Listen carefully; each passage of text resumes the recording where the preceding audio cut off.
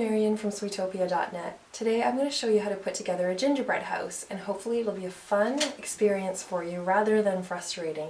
Because I remember when I first started decorating, my first experiences were frustrating because I didn't really have a good recipe. If you'd like to find a good one, I've experimented and it really works out. It's kind of like a sweet edible glue. You can find it on my blog or below this video in a link. Besides that, you're going to need gingerbread, and you can find a recipe on my blog as well if you like, and a template of your choice. If you like this small one that I have here today, you can find a free printable for that on the blog too. So these are the two roof pieces. This is the front of the house, the back, and there's the cutout door, 2 side pieces, and 4 pieces for a chimney.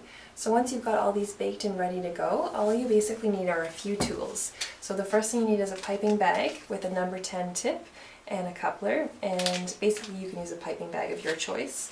A base of your choice as well. Mine is pretty small. It's a cake board from my local baking supply store, because I don't really want to do a yard, I just want to do the house. But if you want to do a yard and a fence and all sorts of other details, you can choose a bigger cake board too. Or you can do it on cardboard or just even cover wood, whatever you like for your base. If you're really picky about the walls fitting together perfectly, you can even sand down the edges with this microplane zester, originally for zesting lemons.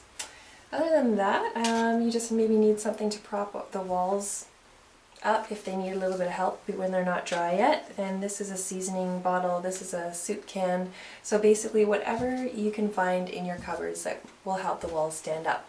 So I think we're pretty much ready to go. Let's put the house together. Okay, so to start with, basically what you want to have is your pieces on the board already ready to go, and you have the nice side facing down so that you've kind of lined up the pieces where you want them to stay on the cake board. And then you take your piping bag, and I generally start with a side piece and generously add icing to that. Line it up where you want it on the board, and then you might need something for it to lean on while you do the next pieces. This icing is actually really stiff, so it's actually standing there on its own. Then you take the next piece, and what you want to do is put icing on the bottom, and generally you put icing on the inside of the house. So that if you put it on the other side, you see that this seam right over here. So we're going to put icing again on the inside. That's personal preference though, whatever you like. And line it up like this. Take your next side piece. And you need to work fairly quickly, like you don't want to take a break and come back, because royal icing does dry really quickly. I already have the icing on this wall. Add it like this. And your last piece, you might have to adjust the walls a little bit if it's crooked, but we can do that since the icing's not dry yet. And again, put the icing, whoops, air bubble, on the inside. If you want your house to be a little less whimsical and you don't really want to see the icing, you add less and then prop it up with more things, like the spice bottles. Okay, so I'm looking over top now to make sure it's all lined up, and I'm good to go. The last thing I want to do is add the door. Now I don't have a lot of room on mine, but depending on how you do your design, you might have more. One thing you can do as well, if your house is a little bit fancier, you could actually decorate the sides of the houses first and then put them up. But mine's going to be pretty basic. It actually doesn't need anything to help prop it up. It's pretty small and the icing's strong. So there we go, we're ready to go. What you want to do now is let it dry for 24 hours and let the walls really be strong for the roof that you're going to put on top. Okay, after 12 to 24 hours, you're ready to put the icing on the edges of your gingerbread house to put the roof on.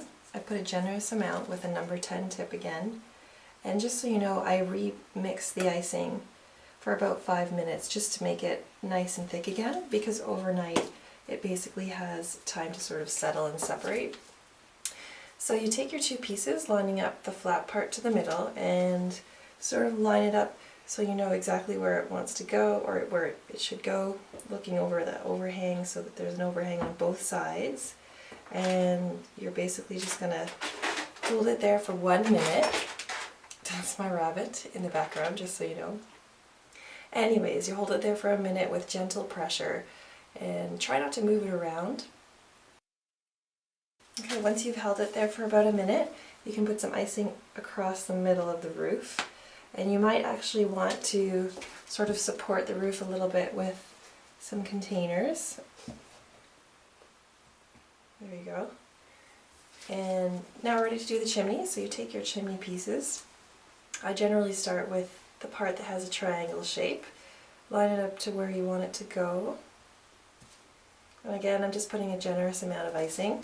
If you don't want that whimsical look, you're going to have to put less and sort of prop it up with something too.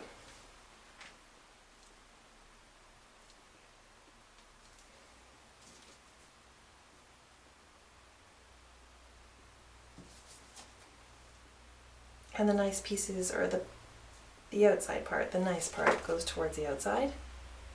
And that's it. You're basically going to let this house dry for another 12 hours.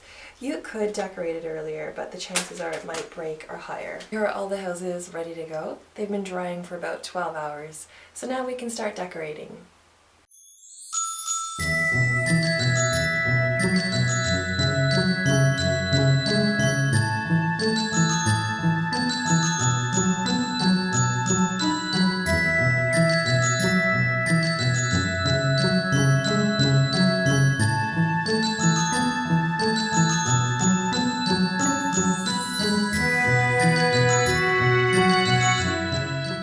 So I've got all my candy ready, my icing. I have different piping tips ready to go in case I want to change the piping tips, and a damp cloth that I can rest the ones I'm not using in, and as well just to wipe off the tip every once in a while. Besides that, I have a few tools, a palette knife, a spatula, tweezers to pick up small candy, and then all kinds of candy. So that's it, pretty much ready to go, and let's start decorating.